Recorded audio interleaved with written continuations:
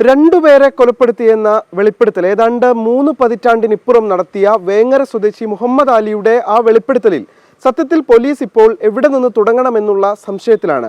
അപ്പോഴാണ് വളരെ പ്രധാനപ്പെട്ട ഒരു വെളിപ്പെടുത്തൽ റിട്ടയർഡ് SP ശ്രീ സുഭാഷ് ബാബു നടത്തുന്നത്. അദ്ദേഹം ഇപ്പോൾ നമ്മളോടൊപ്പം ഉണ്ട്. അന്ന് നടക്കാവ് CI ആയിരുന്ന കാലഘട്ടത്തിൽ ഇത്തരത്തിലുള്ളൊരു കേസും അങ്ങ് ഓർക്കുന്നുണ്ട്. അതിനൊരു കാരണവുമുണ്ട് അല്ലേ?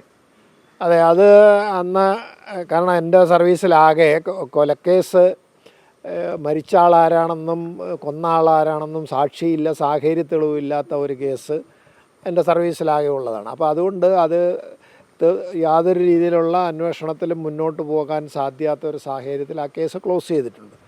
അപ്പോൾ അതുകൊണ്ട് അത് എൻ്റെ ഓർമ്മയിലുണ്ടായിരുന്നു എന്നുള്ളതാണ്. അത് പ്രത്യേകിച്ച് അത് ഇങ്ങനൊരു സംഭവം ഉണ്ടായിരുന്നു, അങ്ങനെ ഒരാൾ ഇങ്ങനൊരു കുറ്റസമ്മതം നടത്തിയിട്ടുണ്ട് എന്ന് പറഞ്ഞിട്ട് എന്നെ അവിടുത്തെ അസിസ്റ്റൻ്റ് കമ്മീഷണർ വിളിച്ചപ്പോൾ പറഞ്ഞ് ഞാൻ പറഞ്ഞു എനിക്കതിൻ്റെ കൂടുതൽ ഡീറ്റെയിൽസ് ഒന്നും അറിയില്ല, ഞാൻ അതിൽ ഡെഡ് ബോഡി ഞാൻ കണ്ടിട്ടില്ല. പക്ഷേ അതുകൊണ്ട് എനിക്ക് ഓർമ്മയുള്ളത് എന്താണെന്ന് പറഞ്ഞാൽ ഈ കേസ് ക്ലോസ് ചെയ്യുന്നതിന് മുമ്പ് ഇത് നമ്മൾ പരിശോധിക്കും മുമ്പിൽ എല്ലാ അന്വേഷണത്തിൻ്റെ നടപടിക്രമങ്ങളൊക്കെ പൂർത്തീകരിച്ചു. അപ്പോൾ നോക്കുന്ന അവസരത്തിൽ അതിൻ്റെ പോസ്റ്റ്മോർട്ടമൊക്കെ പരിശോധിക്കുമല്ലോ. അത് അതിനകത്ത് ഇയാളുടെ ഈ കൊലക്കേസ് ആക്കാൻ കാരണം എന്താ പറയുക, ഇദ്ദേഹത്തിൻ്റെ മൂക്കിലും അതിൻ്റെ നാസാദ്വാരത്തിൽ മണ്ണ് ഒക്കെ ഉണ്ടായിരുന്നു എന്ന് അതിനകത്ത് എഴുതിയതായിട്ടൊരു ഓർമ്മയുണ്ട്. അപ്പോൾ ഞാൻ പറയാം അങ്ങനെ ആണ് എനിക്കൊരു ഓർമ്മയുള്ളത്. അതുകൊണ്ട് കേസ് എങ്ങനെയാണെന്നുള്ളത് അറിയില്ല, ആ കേസാണോ എന്ന് അന്വേഷിക്കുമെന്ന് പറഞ്ഞു. അപ്പോൾ അത് കഴിഞ്ഞ് എന്നെ വിളിച്ച് പറഞ്ഞിങ്ങനെ മണ്ണിൽ ഇങ്ങനെ മുഖം അമർത്തി കൊന്നാൽ ഞാൻ പറഞ്ഞു എന്നാൽ പിന്നെ അത് തന്നെ സംശയമൊന്നുമില്ല എന്ന് പറഞ്ഞു. അപ്പോൾ ആ കേസിൽ അത് ഇൻക്വസ്റ്റ് കഴിഞ്ഞതിന് ശേഷം പോസ്റ്റ്മോർട്ടം കഴിഞ്ഞപ്പോൾ ഇങ്ങനെ സ്മോദറിങ്, അതായത് ഇങ്ങനെ ശ്വാസം മുട്ടിച്ച് കൊന്നാണ്, ശ്വാസം മുട്ടി മരിച്ചതാണെന്നുള്ള രീതിയിൽ പറഞ്ഞപ്പം അത് കൊലപാതകമാണല്ലോ, അയാൾ സ്വന്തം അങ്ങനെ സംഭവിക്കുന്നില്ല, ബലപ്രയോഗം ഉണ്ടെന്ന് പറഞ്ഞു. അപ്പോൾ അതിൻ്റെ പശ്ചാത്തലത്തിൽ അത് കൊലക്കേസാക്കി മാറ്റി, അത് കൊലക്കേസായിട്ട് തന്നെ അന്വേഷിച്ചു. പക്ഷേ എന്താ അറിയുമോ, മരിച്ച ആളാരാന്ന് മനസ്സിലാവുന്നില്ല, ബാക്കിയുള്ള ഒരു തെളിവില്ലാത്ത സാഹചര്യത്തിൽ അത് ഒരാഴ്ച എന്തോ മോർച്ചറി വെച്ചതിന് ശേഷം ഇന്നത്തെ മാതിരി സംവിധാനങ്ങളൊന്നുമില്ല. അപ്പോൾ അതുകൊണ്ട് അത് പൊതുശ്മശാനത്തിലൂടെ സംസ്കരിക്കുക ചെയ്തിട്ടുള്ളത്. അപ്പോൾ അത് കഴിഞ്ഞിട്ട് അത് പത്രത്തിൽ കൊടുത്തിരുന്നു. പിന്നെ ഞങ്ങളുടെ ഈ ക്രൈം കാർഡ് അയക്കുക അങ്ങനെ ചില പരിപാടികളൊക്കെ ഉണ്ട്, അതൊക്കെ എല്ലാ സ്ഥല പോലീസ് സ്റ്റേഷനിലൊക്കെ അയച്ചു. പിന്നെ ആരെങ്കിലും മിസ്സിംഗ് പേഴ്സണായിട്ട് എവിടെയെങ്കിലും റിപ്പോർട്ട് ചെയ്തിട്ടുണ്ടോ എന്ന് ചോദിച്ചു, അതിനൊന്നും മറുപടി കിട്ടിയില്ല, ഇതിനാരും അന്വേഷിച്ചും വന്നില്ല. അങ്ങനെ കുറേ നാൾ അന്വേഷിച്ച് നോക്കി, ഒരു രീതിയിൽ ഈ കേസ് മുന്നോട്ട് തെളിവ് ശേഖരണം നടക്കില്ല എന്നൊരു സാഹചര്യത്തിൽ ഈ കേസ് മുന്നോട്ട് കൊണ്ടുപോകാൻ ബുദ്ധിമുട്ടാണ്.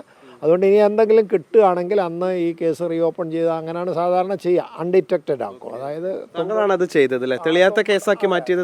അതെ. അപ്പോൾ അതിനുശേഷം ഇതിന് ഈ ഫയൽ ഇവിടെ ലൈവായിട്ട് തന്നെ ഉണ്ടാവണം. പിന്നെ ബൈമന്ത്ലി 2 മാസത്തിലൊരിക്കലും ഇങ്ങനെയുള്ള കേസുകളിൽ അന്വേഷിക്കണമെന്നുണ്ട്, അൺഡിറ്റക്റ്റഡ് ആവുന്ന.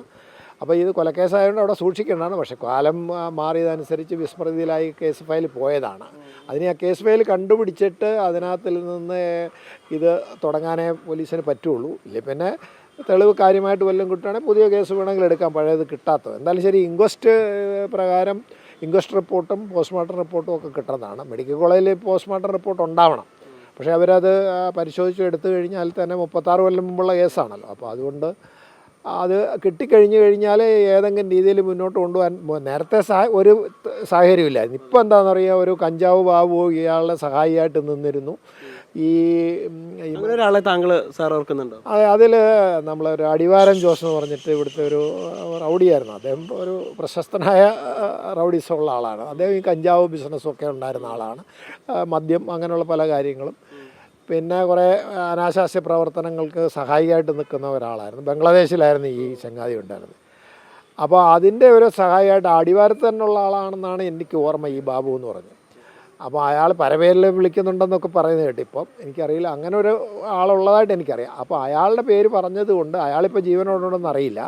അദ്ദേഹത്തിനെ കണ്ടുപിടിച്ചതിന് ശേഷം ആണെങ്കിൽ ഈ പറയുന്ന വ്യക്തിയെ, അതായത് ഈ പ്രതിയെ അറിയാവുന്നവനും ഈ മരിച്ച ആളെ അറിയാവുന്ന ആ വ്യക്തി അയാളാണല്ലോ.